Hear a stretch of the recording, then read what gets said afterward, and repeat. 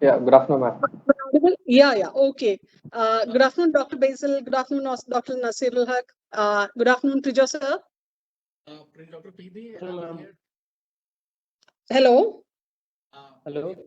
Good afternoon, ma'am. Yes, good afternoon. Good afternoon. Shall we wait for some more time?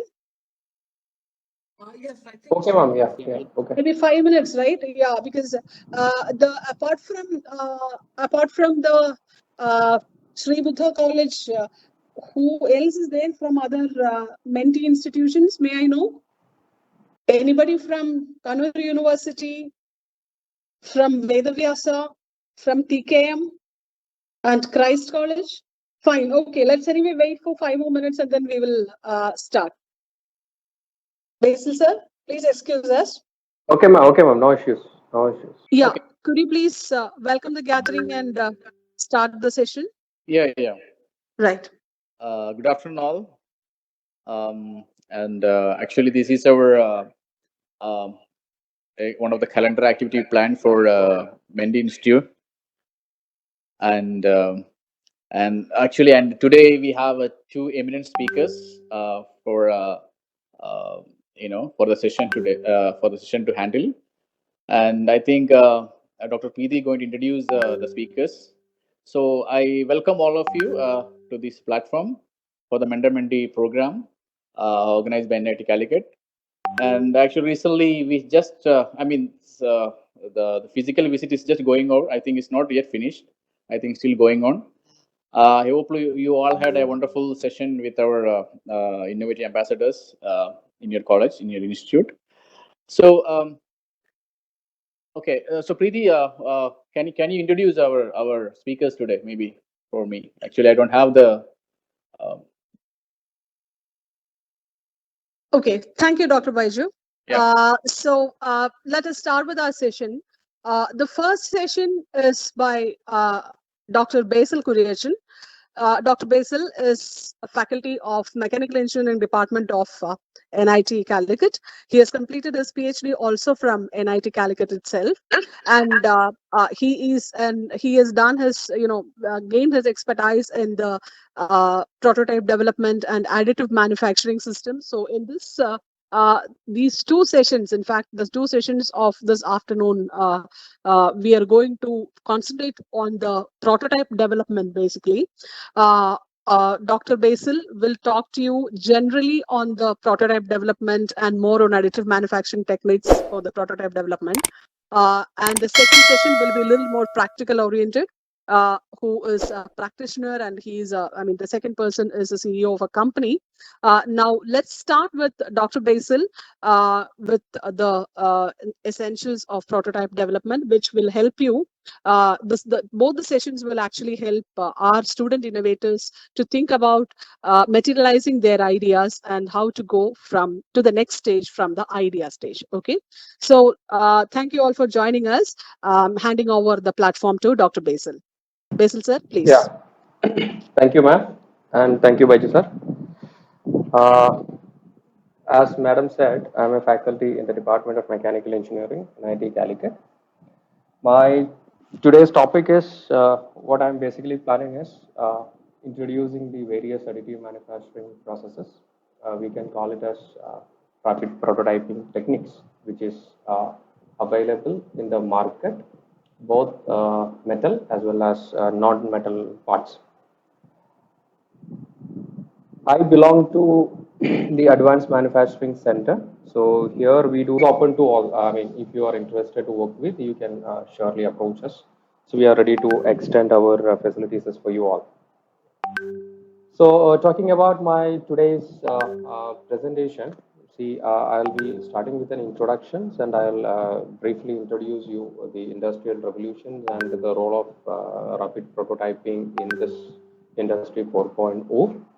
Then I'll introduce the additive manufacturing technique as whole and 3D printing and the history of rapid prototyping or the 3D printing processes, where we can use this particular techniques and actually in industries as well as where it is having applications. That I will be briefly going through, and then I will go to the classifications of various 3D printing techniques. Okay, we are having almost 7 different type of techniques are available. So I'll be introducing all of them. I hope you heard me up to here. So I was just starting the introductions. See, in today's industrial environment, the design for the product, so that is really, really important. And the designer's requirement is becoming very, very stringent because they are, in order to meet a lot of specification, I mean, the requirement of the customers. So they are very, very, what to say, very stringent or very strict in their designs to meet the customers' requirements.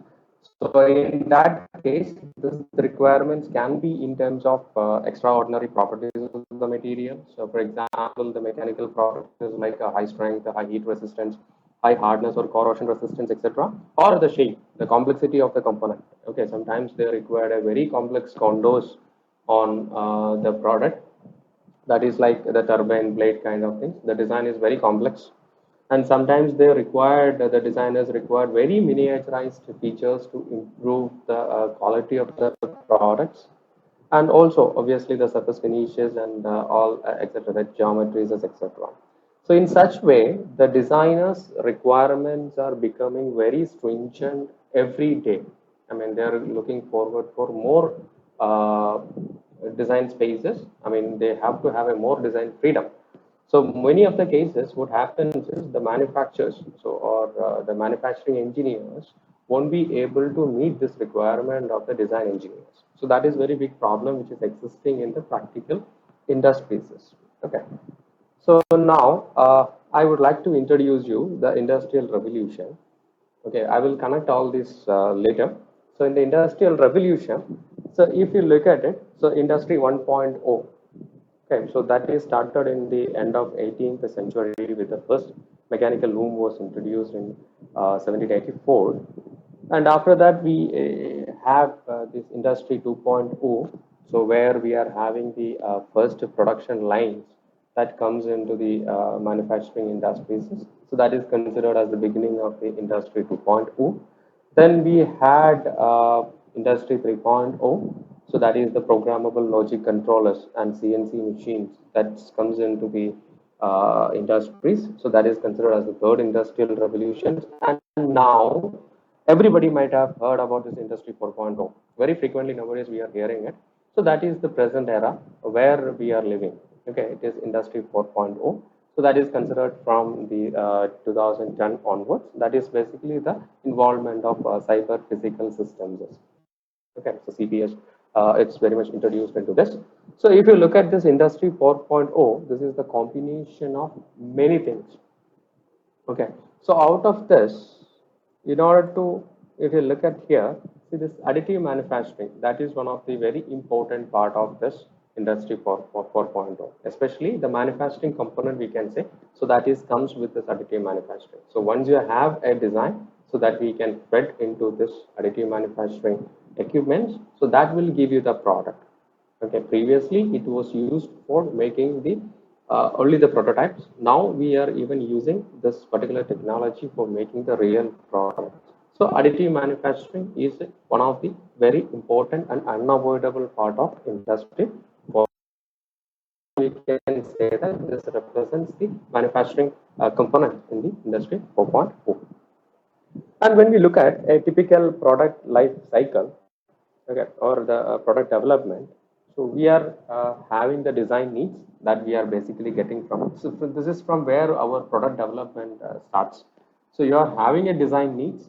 So that design needs arises from the requirement of the customer, and that we convert into more definitions, like you will give the specifications. An engineer will try to get the specifications to meet this design needs, and more requirements of that particular product will be defined, and then we will check the feasibility of that particular design. Okay, then we'll go for the design conceptualizations, then we will go for the modeling and simulations. Okay, once you develop the model, if you want to do the analysis, so you should have a prototype, or for the optimization of your designs. To some extent we can depend on the softwares. So after that, you should have the real product in your hand to analyze many of the features of that particular product. So that is the place where we can adopt this rapid prototyping technologies to make the prototype of your design or the component that you are designing it. Basically, in this design evaluation, design optimization, and design analysis. So these stages, the rapid prototyping technologies will assist us very, very positively. I mean, we can minimize our task with the help of these technologies. Okay, and nowadays this additive manufacturing, this rapid prototyping technologies is not only used for prototyping the components of the design, it is also used in the actual manufacturing industries. So when it comes to the manufacturing environment, that means when we are making the real functional component with the help of this rapid prototyping technologies, it is called as additive manufacturing processes. Okay, so basically the principle and everything remains same, the process also remains same. But the thing is that if we are making the actual functional components out of these technologies, then in the manufacturing context, it is known as additive manufacturing processes. Okay, so if this technology is not there, we are having so many conventional methods to make 3D components. So some of these things are represented here. That means we are having the well-established machining techniques like drilling, milling, and gang milling kind of technologies.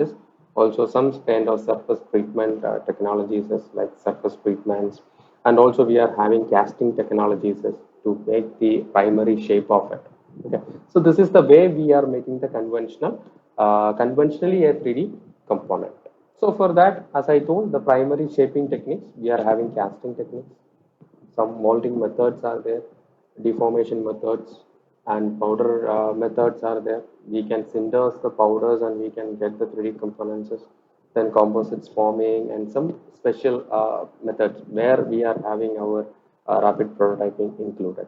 And after that, once you get this primary shape, you have to go for another secondary processes kind of machining the material. That means we are removing the materials using different tools. Okay, and we have to go for some kind of surface treatments. And once you do that, then you may have to go for some joining techniques like welding, brazing, soldering, etc. So that you will get your final component with your hand. I mean your final prototype.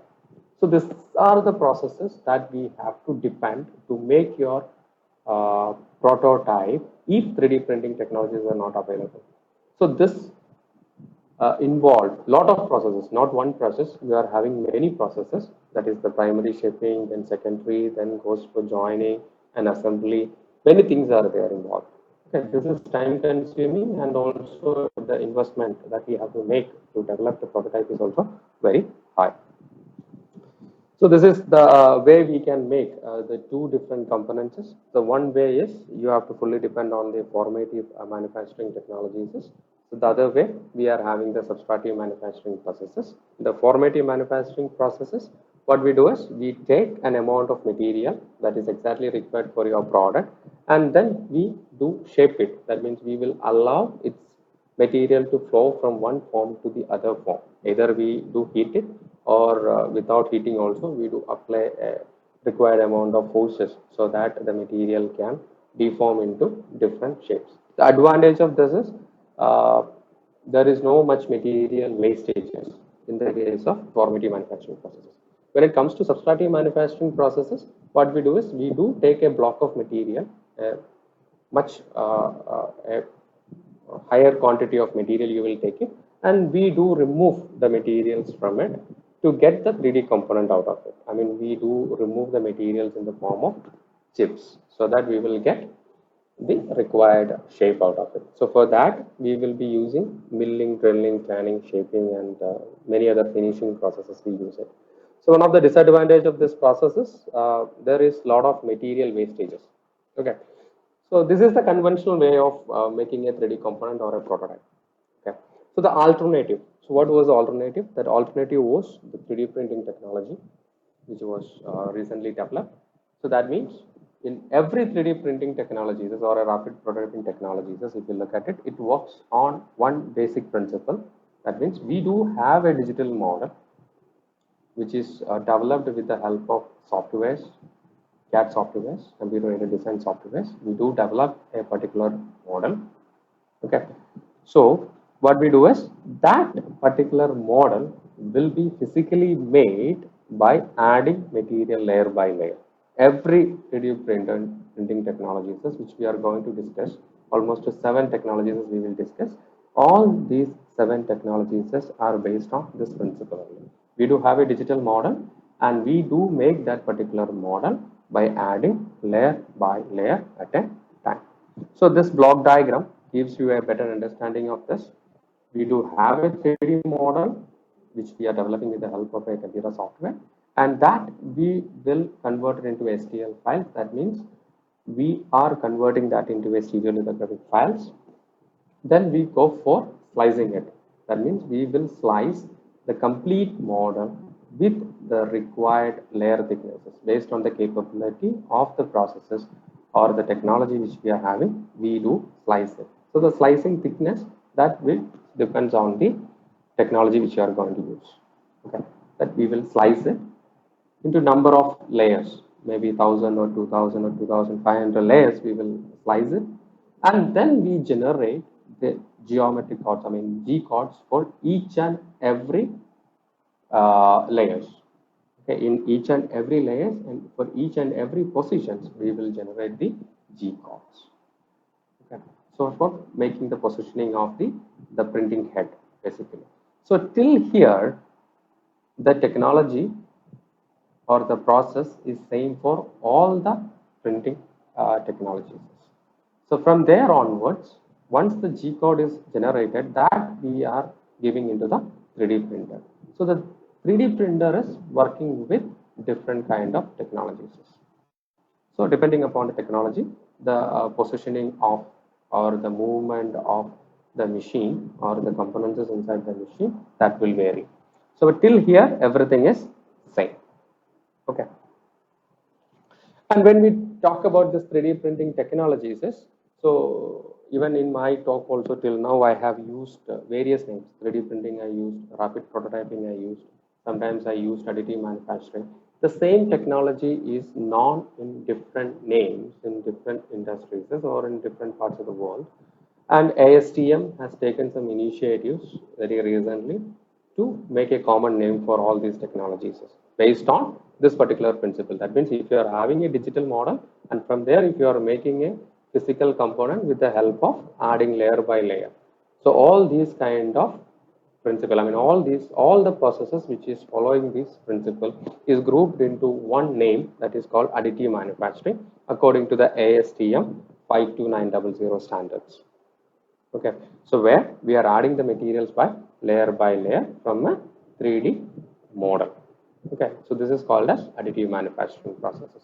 So when we look at the history of additive manufacturing or the 3D printing technologies, it started somewhere in 1964. Okay, so this period, once it was, that is the time it was initially developed. Okay, that is sci-fi author. They have introduced the first basic functions of the 3D printer back in 1964, and after that there was no much research was reported. 1964 to 1981, and 1981 to 1999, it is considered as the infancy period of 3D printing technologies. So that is the time the first patent for the stereolithography, that is SLA, so that was filed. That was sanctioned or filed. Okay, by Charles Hull. Then again, the other techniques like laminated object manufacturing, that was patented in 1986. Then selective laser sintering process was patented in 1986. And the first 3D printer was released into the market in 1987 based on stereolithography process. Okay, then fused deposition modeling where came into the, patented in 1989. Then another 3D printing, the 3D printing process patented by a group of MIT. Okay, so that was licensed to a company.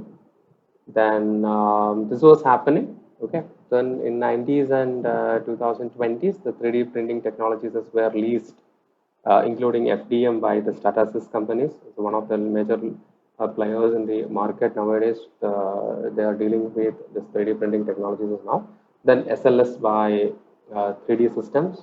So So these printers were expensive in this durations, in the infancy period time, that is during in 2020, and before that it was very, very expensive.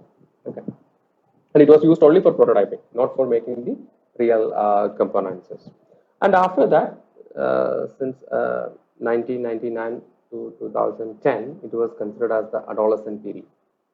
That is, in 1999, the first lab-grown organ with the help of 3D printer was reported. Then first commercial machine which uses electron beam to fuse the metal powders. That is again metal additive manufacturing process based on electron beam technologies. So that was introduced in 2002. Okay, then the one open source project that also came into the market in 2004, and till 2010 it was considered as the adolescent period. And somewhere in 2009 or in 2010, the patent for the FDM technologies were expired, and there were a lot of 3D printing machines started to come in. Even we can also see in India, many colleges started making their own, students started making their own tabletop 3D printing technologies based on FDM techniques. That is because the patent was expired, that is FDM technology patent was expired. So that designs were openly available in internet. People started to use it, and they started to use their own modifications and come up with a very, very low cost machines. I mean, we can say that a $2 lakh machine will suddenly come down to $2,000. Nowadays, we can even get the tabletop 3D printers with 10,000 rupees, even 15,000 rupees. So then, now the prime time of this technology from 2011 onwards, there were a lot of research started in metal as well as in non-metal printing worldwide. And also, when Barack Obama, that is the president of the United States, in 2013, when he praised this technology, it got the attentions from all over the world, and so many companies have started investing in this particular technologies, both in metal as well as in non-metal. Okay, now we are with this particular stage, that is the prime time of 3D printing technologies. Okay. Even ASTM also started to make the standards. Now we don't have any standards for making components with the 3D printing. So ASTM is also making some kind of standards with it. They are having so many communities concentrated, and they established so many center of excellences in different part of the world to establish the standards on 3D printing technologies. And the benefit of this technology, the low cost prototyping with very quick turnarounds and very low startup cost. Nowadays, I told we can start, we can buy a machine with even 10,000, 15,000 rupees onwards. So large range of materials can be processed nowadays. Previously, we were having only very, very limited choices. Nowadays, we do have a plenty of choices, and the complexity without any extra cost. You don't want to do any kind of investments on the tooling. Without doing any investment, without doing any extra investment, you can get any kind of geometry complexities can be made. Yeah, there are limitations even now, but people are doing, the researchers are extending their research to solve these problems. And customization of each and every part can be done. That is the beauty of this process nowadays. Obviously, along with these advantages, there are some kind of limitations involved. That is with low strength and anisotropic material properties, because along the build directions and across the build directions, and if you check the properties of your 3D printed components, that may not be same. Okay, that varies. So that is one of the limitations, and researchers are trying to improve this. Okay, this problems is with the help of many soft post-processing technologies and adding some support materials. Okay, and less cost competitive at higher volumes and limited accuracies and tolerances, and the surface finish and all what we are getting from the 3D printing technologies it's not that much comparable with the conventional machining or conventional surface treatment processes. So that is some of the limitations of the technologies. If you look at these applications, we do have applications in all the fields of our life, starting from the dental models and dental implants, and 3D architectures, 3D bridges, and in rocket engines. Many components nowadays are manufactured with the help of additive manufacturing technologies. Many 3D toys are coming into the market, okay, and prosthetics, then medical models for training the doctors and clinicians, and also it's coming from this 3D additive manufacturing technologies, 3D hearing aids, okay, even 3D furnitures. So these are all some of the applications where the people are using the 3D printing technologies nowadays. See, what is the big size and what is the small size? Even we can go for very, very small micro sized components. You can see the comparison over here. From that, I mean, a component which is less than 2 mm size to a component which is higher than 1500 mm. Even that, I mean, even not even, I mean, not 1500 mm, even bigger than that components can be manufactured nowadays with the help of additive manufacturing technologies. And the same technology is now in different names, including desktop manufacturing. I mean, some contest it is called as desktop manufacturing. Sometimes it is called as rapid prototyping, and sometimes it is also called as solid freeform fabrications, and also called as direct digital manufacturing, and very popularly it known as 3D printing. And ASTM has put a standardized name for all these technologies together, that is called as additive manufacturing. Okay. Hereafter, I use the word as additive manufacturing because that is the ASTM recommended official industry standard as per ISTM 52900. So here, as per this particular standard, it gives the definitions that successively adding material layer by layer, which is why it is called as additive manufacturing. According to the standard, it is defined as process of joining to make the object from 3D model data, usually layer upon layer, as opposed to the subtractive manufacturing methodologies. This is the actual definition provided by ASTM F42 committee for additive manufacturing. That is the process of joining materials to make objects from 3D model data, usually layer upon layer, as opposed to subtractive manufacturing technologies. And this is the classification of various additive manufacturing technologies.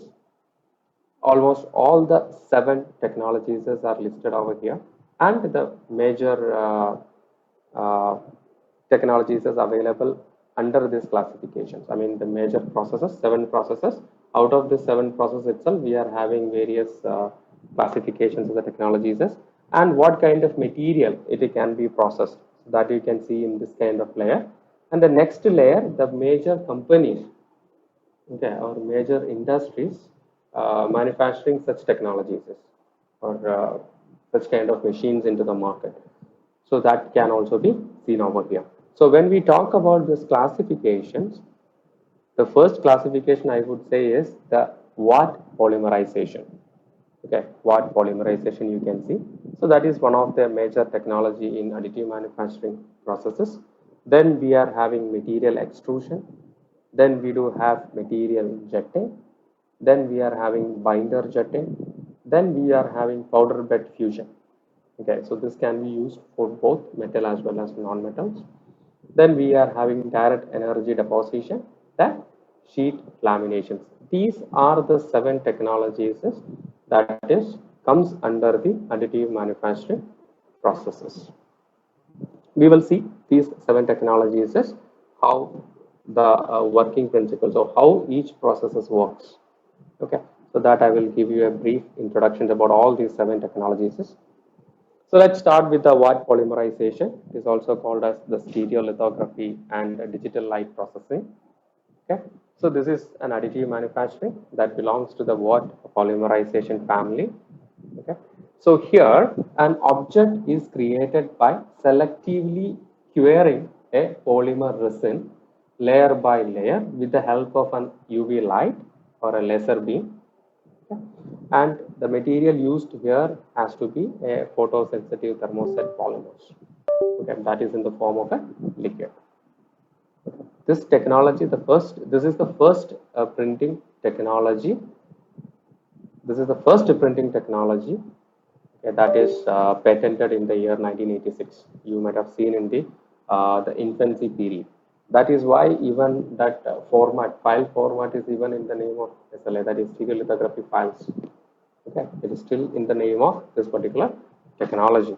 So here, let's see how it works. So you are having a photosensitive thermoset polymers in the form of a liquid, and you are having a build platform over here. Okay, this is the build platform, and you are having a UV light.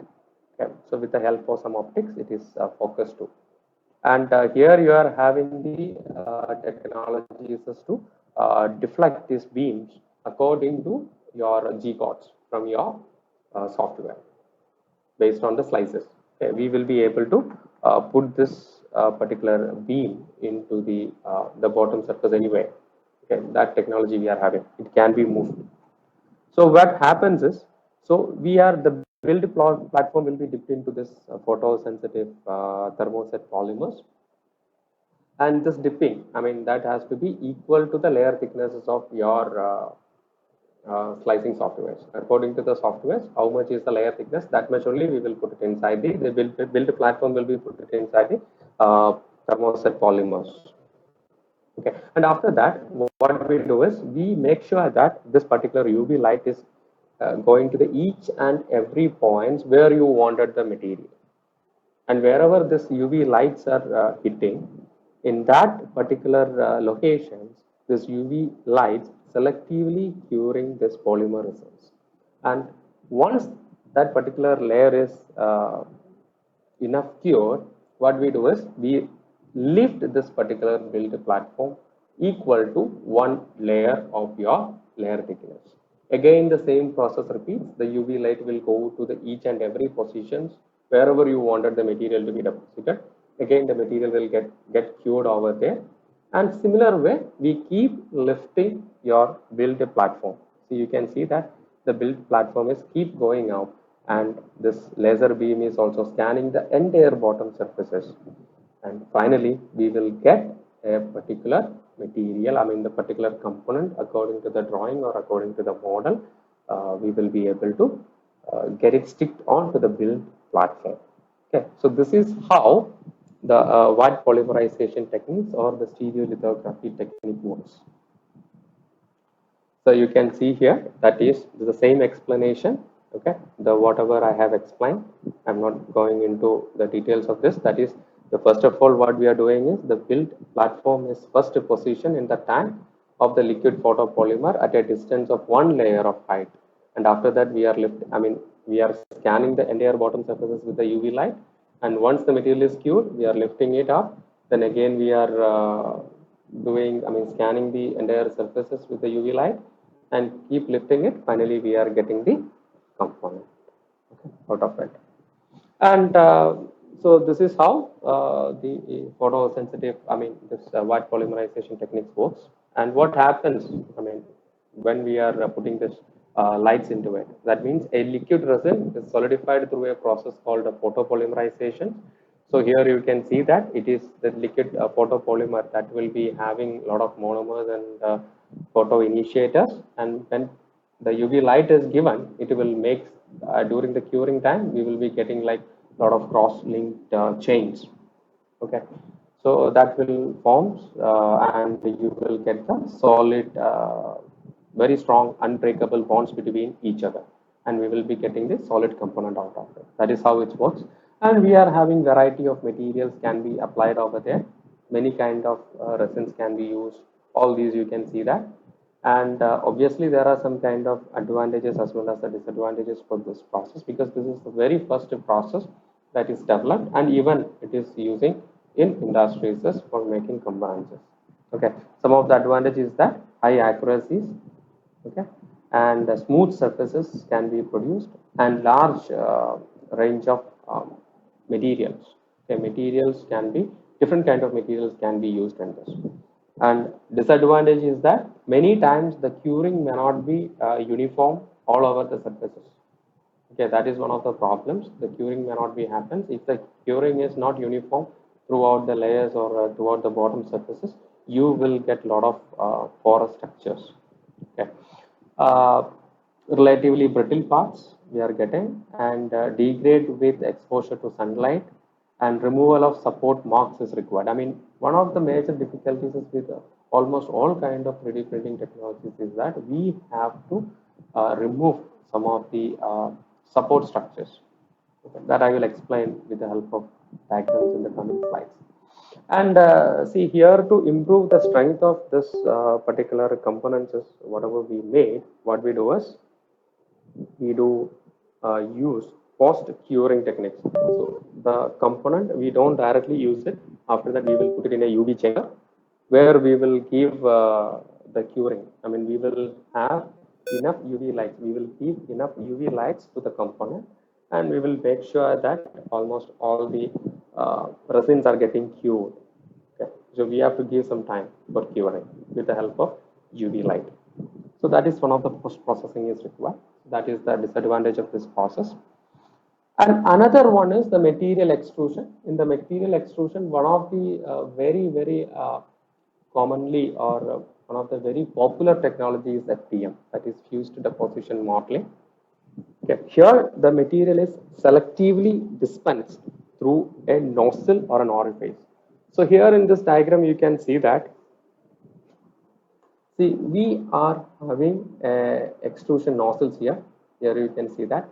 So these are the extrusion nozzles, and through these nozzles, this nozzles is having some kind of heaters, and we are feeding the materials. I mean, we are having two type of materials. One is support material, another one is the build material. We called it as, and these two materials will be fed into the extrusion nozzles. Okay, and what we do is this nozzle, I mean, this extrusion nozzle is having the capability to move around the workspace. Okay, according to the G codes, we will be able to move it down. Okay, and what we do is, see, this is your build platform. It will be initially at this particular position. Okay, and it will be moving in XY. This extrusion nozzle will be moving in the XY directions, and it will dispense the material in the form of liquid or in semi-solid form. It will dispense the material. Okay, whatever the material has to be, that will dispense through this nozzle. So wherever the material has to be deposited, it will go in the XY positioning system, and it will go and deposit on this build platform. Once one layer is printed, what happens is that this build platform moves down. Okay, the build platform moves down, and it will print the next layer on top of the initially printed layer. Okay, it will dispense the material. So similar way, the process repeats, it keeps going on, and finally we will get the final component. The problem is that, or the why we are using this support material. Suppose here there is no issue while you are printing it. Up to here, there is no issues. But when we are starting to print a layer here, what the problem is that we don't have any material in this location. Whatever we are seeing in red color here, we don't have any materials. So we need some kind of support materials over there. Okay, these support materials we will remove once the printing is completed. This is just to support, or we need a platform to print the material at this location. Okay, so that is called the support. Some kind of technology. What we do is these support materials even get dissolved into some kind of liquids. I mean, after the printing, we take the entire component and we put it in some solution so that the support materials alone get dissolved into that solution. Okay, that is the easiest way of removing the support materials. Anyway, the removal of the support material is very important. Okay. So this is how the FDM technology works. Okay, after and here also we required a lot of post-processing techniques because the surface roughness is again a problem. So this is one of the machines which is we are having is that is built by Stratasys. This works on FDM technologies. Okay, so this is one of some of the advantages of this is it is one of the cost-effective way of producing the custom thermoplastic parts and prototypes. Okay, wide range of thermoplastic materials can be used in FDM technologies. This is for not only for the prototyping, some of the components that we are making that can be used for making some kind of functional applications also. And the disadvantages kind of things, the lowest dimensional accuracies, we can see the visible layer lines. I mean, one layer and on top of another layer. So we can easily differentiate these lines, whatever you are printed using this kind of FDM technologies. That is the one of the other disadvantages. So obviously we required some kind of post processing, okay, in order to finish the surfaces. And another defects that we are usually finding on this FDM technology is the staircase effects. Okay, we will be having the edges. If you look at it, it will be like kind of a staircase structures, or the geometries can be visible.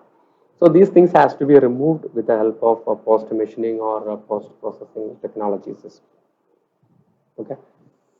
So here also the problem is that it is inherently anisotropic. Okay, that means which is weaker in one direction, and in the other direction it will be stronger. So when we are making components with these technologies, we have to be very careful.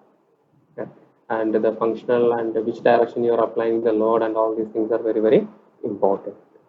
And the materials which can be applied is ABS, PLA, and ASA materials. These things can be applied. And some of the advantages, low cost printing. I told, right, the same technology is available with even 10,000, 15,000 rupees onwards. The machines are available in the market nowadays. Okay. And the functional components can be made. Obviously, you can't apply much lots on that functional components. And disadvantages is the limited dimensional accuracies, the simple layer lines, okay, and anisotropic mechanical properties, etc. So these are some of the disadvantages. And another technology, so that is called as the selective laser sintering. Okay, so this is also an additive manufacturing process that belongs to the powder bed fusion family. In additive manufacturing itself, this powder bed fusion, okay, we call it as PBF. So that is another set of processes or another major classification under this additive manufacturing process. Here what we do is we are selectively, I mean we are using a laser beam, and using the laser beam we are selectively sintering the particles. It can be a polymer powder or whatever it is. That is, we are fusing them together and we are building the part out of it. Okay, so here I will explain it with the help of this diagram. See, here we are having a powder particles. Okay, the powder particles, this is the powder storage unit, and we are having a roller over here. For example, a roller will be here. Okay, so we will lift this powder into this position. I mean, we will lift it, and this roller will roll from left to the right. And when the roller will moving from the left to right, the powder particles will be get dispersed on your build platform. In the entire build platform, one layer of powder particles will be dispensed. Okay, and we are having a laser beam, like in the case of our watt polymerization technique. That time it was coming from the bottom, and here it is coming from the top. That's only difference. And this laser beam can be positioned, or it can be used for scanning the entire surfaces. Okay, we can position the laser beam in the entire build platform area. Okay, and according to the G codes that we have developed, wherever we need the material to be placed, what we do is we will keep this laser beam. This will be selectively scanning the entire area where we require the material. So here, this is the only portion where we require the material. Because in this layer, if you take it, we require material only in this region and this region. Okay, in those regions, we will give the laser beam. The laser beam scans those areas, and once one layer is completed, this build platform moves down, and this powder particles will go up, and the second layer will be dispensed by the rollers, okay, on top of the previously printed layers. So similar way the process repeats, and finally we will get the final component printed, and this entire component, whatever we printed, that will be immersed inside a powder. Okay, it will be inside the powder. You have to take it and clean it up. Okay, and the beauty of this process is this powders, whatever is coming over here, that can be reused. Okay, that can be reused. Yes, we have to apply some kind of small techniques to make sure that there is no fused components over there or fused particles are not there, but it can be reused. And another advantage compared to the FDM technology, here you don't require any support material separately because it will be printing on top of the powders. The powder itself, the powder particles in this region act as the support material. Okay, so that is the advantage of this. So here we are selectively sintering the particles, the polymer powders, with the help of lasers and fuse them together, and finally we will get the final component made by layer techniques. Okay, the advantage of this is that we can use this for both prototyping as well as for making the functional components. Okay, so we are having a very high design freedom because support material is not required. Whenever you require the support materials, your design freedom get reduces, and high accuracies, and it can produces parts with good and consistent mechanical properties compared to FDM techniques. Okay, and some of let's this SLS process that before we are doing this sintering, what we have to do is we have to make sure that the entire powder particles in the bin that has to be preheated. That will help our process. I mean, we don't want to give that much power to the lasers if it is already preheated to the just below the melting point of the materials. Okay, and the recoating blade, that is what I was mentioning about a roller. Okay, that deposits a thin layer of, I mean, the layer is equal to 0.1 mm thickness on the build platforms and scan the entire area and we will get it. So this is how it works. And the material that we can apply over here, it is nylon, TPU and carbon filled nylons and glass filled nylons and polyamide, etc. can be used. And advantage of this process is ideal for functional components as well as prototypes. Complex geometries is no support material is required, as I told earlier, and small batch production capabilities. Okay, and the disadvantage here it is that higher cost compared to FDM technologies and SLA technologies is because the laser is involved over here. So the laser will be costly. For the laser itself will cost you around like 10 to 20 lakhs rupees if you want to use a very good fiber lasers. So the total cost of the machine obviously will be higher, and slower turnarounds due to the batch productions and grainy surfaces and internal porosities. These are some of the problems that we can encountered in this particular process. And another technique is called the binder jetting, or we call it as material jetting. It is also called as the polyjet. So this is also an additive manufacturing process. Okay, it is also operates like a 2D printer. I mean, more or less like a 2D printer, how it works. So here we are having a printing head. Here you can see that is similar to the print head used in standard inkjet printers. It looks like that, and that particular standard inkjet printers, I mean that print head, that dispenses the droplets of photosensitive materials. Okay, here you can see that a photosensitive material will be printed on the or dispensed on the build platform, and you are having a UV light source very adjacent to this printing head. Okay, once this photosensitive material is dispensed on the build platform, with the help of this UV light, what we do is this particles will get we cure the material. Okay, so this UV material, I mean this UV light will cure the material and it will convert it into solids, that solid layer, and this process repeats till you get the final component. And generally we are using the thermoset photopolymers again, like in the case of wet polymerization technique, same kind of things, but there's a combination of PLA as well as the FDM techniques, we can say. I mean, we are dispensing the photosensitive materials and we are using, photopolymers, and we are curing it with the help of UV lights, but in different ways. And this MJ, that is the material jet 3D printing, creates the parts with a high dimensional accuracies with very smooth surface finish. That is the advantage. And multi-material printing, that is very important. That is possible with the help of this.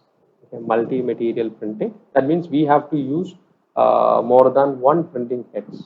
Okay, here you will be having two printing heads, and with the help of one printing head, you will dispense one type of material, and immediately the next layer can be a different material with the help of the adjacent printing. Okay. So that is possible. That is the advantage of this technique. And here the liquid resin is heated up to 30 to 60 degrees to achieve the optimum viscosity for this printing. And then the print head travels over the build platform, as I told, entire build platform according to the G codes it will travel. And hundreds of tiny particles of photopolymers are dispensed on the desired locations where we want the material to be printed. And then we use the UV light sources, okay, that will cure the deposited materials and solidify it and creating the first layer, and on top of this the next layer will be printed, and similar way we will be getting the required surface to be printed. So here also the support structures are always required in material jetting and need post processing to remove the support materials. Okay, here also the material is getting solidified with the help of photopolymerization technique only. And some of the advantage of this, you can see that, see, this particular component which you are seeing here, that is made with the help of this material jetting technology. That means multi-color can be printed. Okay, multi-material with full color capabilities can be printed. Okay, that is the advantage of this techniques. I mean, the multi-inkjet printer heads are attached to the same carrier side by side and deposit material on the whole print surfaces on a single pass itself. That is possible, and you can reduce the lead times, okay, with the help of this multi-material printing, full color printing, okay, and dissolvable support structures, as we have seen in the case of FDM. So that is can be made, and it can be put it in some kind of liquids, and we can dissolve the support structures. So those things are possible with the help of this material jetting technologies, and it is high accuracy and very fine material. I mean, surface finish can be obtained, okay, and injection molding can, I mean, like the such kind of finish can be achieved, and multi-material and full color capabilities are there. And the disadvantages are the most expensive plastic 3D printers, and mechanical properties degrades over time, and produces relatively brittle parts. So these are some of the disadvantages associated with material jetting technology. And after that, we are having this direct metal laser sintering process or selective laser melting process. It is called as DMLS or selective laser melting. Okay, selective laser melting. Previously, we have seen SLS, that is called as selective laser sintering. This also works on the same principle, but there is much difference between sintering and melting. Okay, there the case of sintering, the melting is not happening. Okay, here the melting and getting the material is fused together. So there is a lot of similarities with the SLS here. Here also we are using a laser source, and this laser source is used for selectively bonding the materials together. Okay, selectively bonds the material together. I mean, again, the powder particles layer by layer. Okay. So the main difference between this DMLS and SLS is this is used for, I mean, DMLS and SLM is used for making metal parts, and SLS is for not metals. Okay, basically we are going with the polymer powders, etc. Okay, so with the help of DMLS and SLM, we are making metal components. And difference among these two, that is DMLS and SLM, that is like SLM achieves full melt of the powder particles, and DMLS heats the metal particles to a point that they can fuse together on molecular level instead of melting. Okay. In the case of SLM, full melting is happening, and DMLS, full melting is not happening. We can say that it will be heated, the powder particles will be heated to an extent that these two particles can be fused together at the molecular level. Okay. So here also the support structures are always required to minimize the distortions caused by high temperature, because here in order to melt the metal powders, obviously you know that we have to apply the temperature equal to the melting temperature of the material. Suppose if you are going for stainless steel, we have to heat this almost to 1300 or 2600 degrees Celsius. That much level we have to heat it. So then only we will get a full melt. So there will be a lot of thermal residual stresses will be happening, and distortions will happen. So we need to have a lot of support structures to avoid these distortions, or we can't avoid it, we have to minimize it. Okay. So here also the techniques is similar to that of that powder bed fusion techniques which we discussed earlier. We are having a substrate material or the build platform, or we called it as build plate. On build plate, what we do is we will put some kind of powders, whatever the powders you require, or if you require an alloy or whatever it is, in the required proportions you have to keep it over there, and you will be having a roller or a blade. So this blade will position equal to a thickness layer, whatever you require, and it will dispense the material, I mean the powder, in the top of the build plate. Okay. For that purpose, we are using this sweeping blade or the rollers.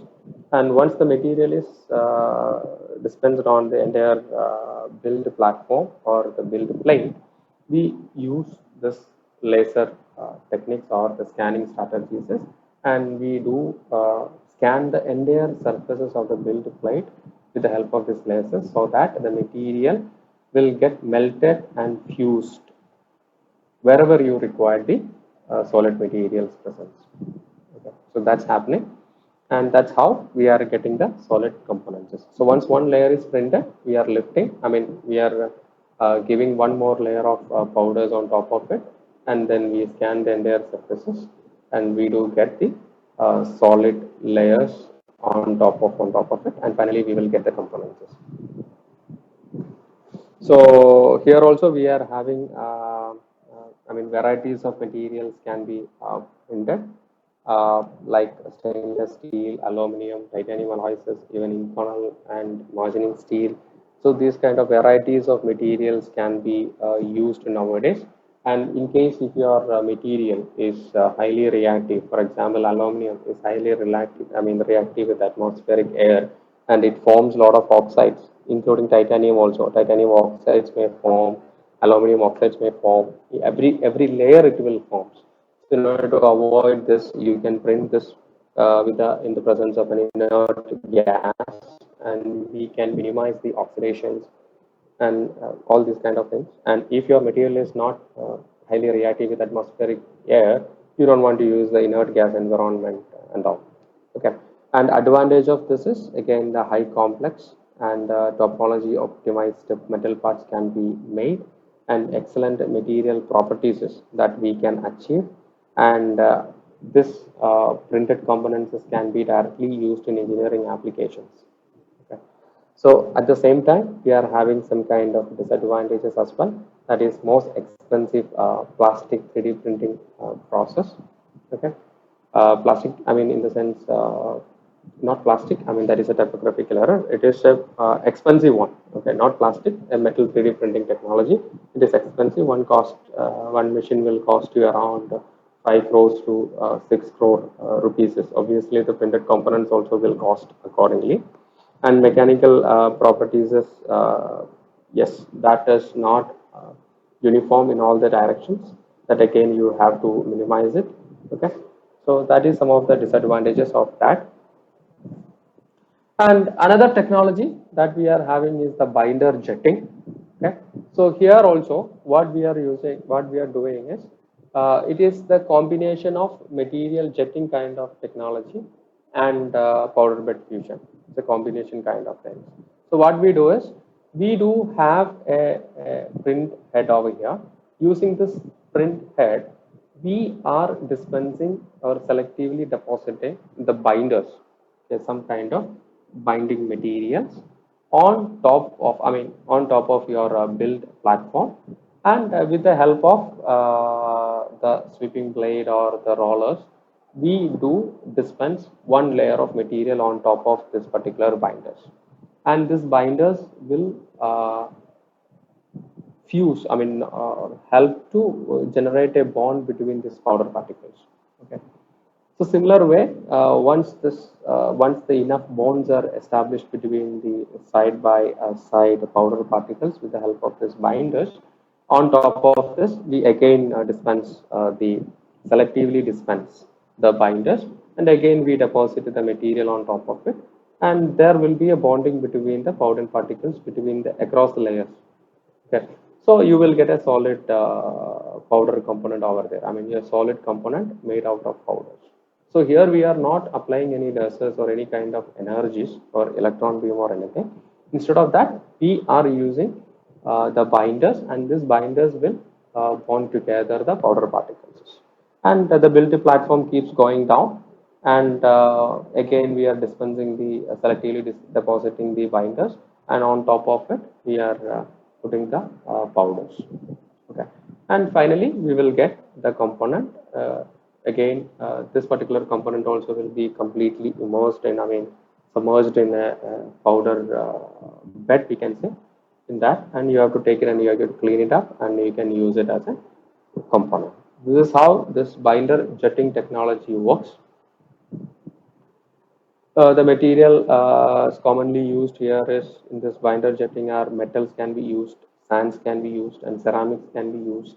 Okay, in some ceramics to achieve the melting temperature is very difficult. In such cases, what we use is we use a particular binder, and that binder is used for bonding the ceramics particles together. So that's why it is possible. And here you can see some of the components is made with the help of this binder jetting technology. And the size of each drop of binders that we are putting is equal to 80 micrometers in diameter. Okay, so because of that, we will be able to get a very good resolutions. Layers can be made. Okay, a layer thickness equal to 80 micrometers. Okay, that is possible. Once the one layer is completed, as I told earlier, the build platform moves down, and that blade record the powders on top of this binders, and again the process repeats. The materials, varieties of ceramics and metals and powders can be used, and low cost advantages are low cost batch productions and full color prototyping is possible on acrylic. Very large printing capabilities is it's possible. Okay, the material properties is when we are comparing with the DMLS and SLM, it is not that good as that of these techniques, and design restrictions due to the post processing is there, and fine details may not be, fine powders, if you wanted some kind of layer thickness which is less than 80 micrometers, that may not be possible with this kind of technologies. And the last technology which I would like to introduce is the laminated object manufacturing. So here in this animation, you can see that this process, we are using some kind of sheet, okay, very thin sheets, material, that sheets will be bonded to form a particular part. So okay, here the material used is, we can take a paper.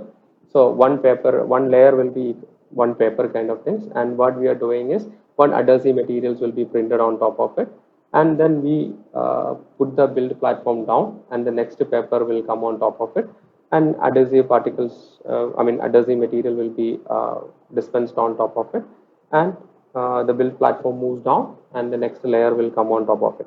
So instead of these papers, even you can use the metal foils. Very thin metal foils are nowadays available, and that also can be used. So that is the way the laminated object manufacturing is happening. Looks like a laminating processes. We are keep adding the laminations. Okay. So in paper, how the lamination process goes on, we are having a paper on top of that. We are putting some kind of adhesive materials, and we are not limiting it over there. On top of that, we are putting the next paper layer, and again we are doing it, and finally we will get the component out of it, and we have to cut it according to the shapes, and all these kind of things are very required. It is also, these products are very weak and we require post processing, and mechanical properties is also very weak, and low material efficiency from this particular process. It is also having applications in aerospace applications with some kind of specific requirements for making some kind of models. Okay, especially for prototyping purposes, people use this techniques as well, not for the making the functional components out of it. So this is about the laminated object manufacturing. So some of the advantages, if you look at it, some of the commonly used materials are paper and plastics and some sheet metals. Thin foils of sheets can be used. Okay, and advantages are easily we can make. I mean, the speed of printing will be higher because you don't want to scan the entire layers. Okay, one layer comes in top of it, then it is done. Okay, so low cost also. Material handling will be easy compared to other processes. Okay, and cutting can be very fast. That is also can be done. So that is some of the advantages, and obviously the disadvantages, that is the finishes can be vary depending on the paper or the material that we are using it, and fusion process between the layers requires more research to further advances this process into more mainstream positioning. So that is also some of the limitations of this process. It is not that common in industries, I think so. Other processes are very much very common, including the border bed fusion and all, which is having a lot of applications in metal printing. Okay, so this is about the different 7 technologies that I have told. The major technologies is related with the additive manufacturing processes. Okay, I'm not going into the metal additive manufacturing. This is more into research aspects. So with this, I would like to stop the presentation for the day, the introductions. And for this metal additive manufacturing, basically we are using this powder bed fusion techniques.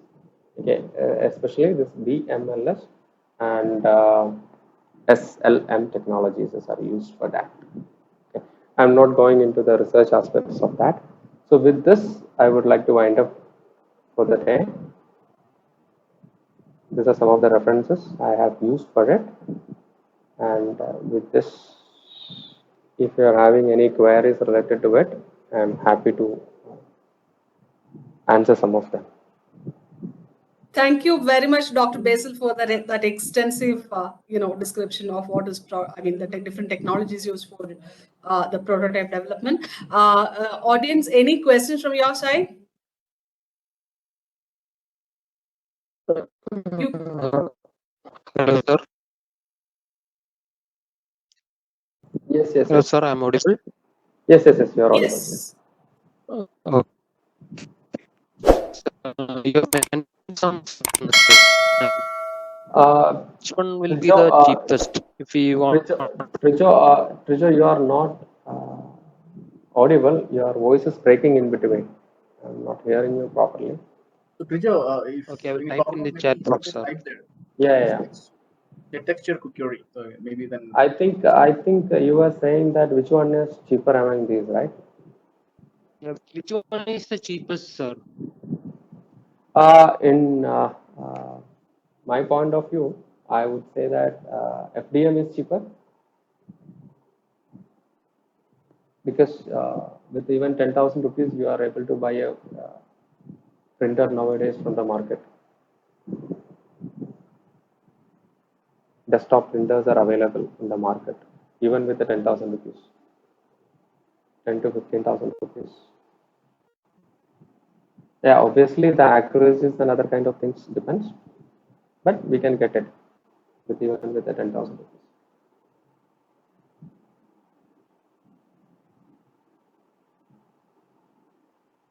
Any more questions? Yeah, if you want to buy it for a college, what will be your suggestion? Trijo sir's question. Basil, sir? Yeah, it depends on your budget. Again, if you are having a good amount of money, you can go for statuses, and it again depends on whether you wanted to buy a metal printer or the other one, a polymer based printer. Yeah, metal printer, I would suggest SLM based technologies, or if you are a little more fun, then you can go for EBM based metal printers. And the cheapest option is FDM based technologies. So there you won't be able to use it for metal printing, but for polymer printing you can go for FDM. Is it's okay for the demonstration purposes for undergraduate students are making prototypes. FDM is very much enough. Thank you, sir. Any more questions? Right. So if we are all done with the questions, let us go for the next session. But before going, I would like to, on behalf of the IIC of the institute, of course, Basil is our own IIC council member and our own family, but still, it's our duty to offer a vote of thanks to you. Thanks a lot, Dr. Basil, for sharing your this much of valuable inputs, not only for our institute people, but there are people from outside as well, as we can see from the participants list. So thanks a lot for this kind of an informative session, and thank you for sharing the 1.5 hours with us. I know you're busy with so many other activities. Thank you very much once again. Thank you, ma'am. Thank yeah. you. Thank you so much. Thank you.